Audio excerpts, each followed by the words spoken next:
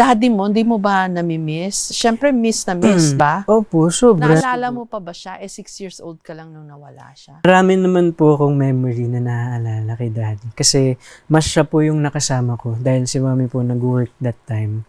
Meron pong mga feeling na sa isang araw, napapaisip ako na proud kaya siya sa akin sa mga nangyayari sa buhay ko. And ano kaya mangyayari kung nandito pa siya? Ano kaya yung magiging dynamics namin? Ano yung magiging relationship namin? Kasama ko kaya siya o nag-work siya? Mga ganun pong what if sa buhay ko rin. Ano yung favorite memories mo with him? Favorite memory ko po is yung bumili ng bagong sapatos si mami. Tapos ayaw niya ipasuot sa akin kasi baha na. Pero kinonsente ako ni daddy. Paglabas namin, nilusong ko sa bahay yung bagong sapatos. Tapos nakikita ko siya nakasmile. Bakit ba siya namatay, Will?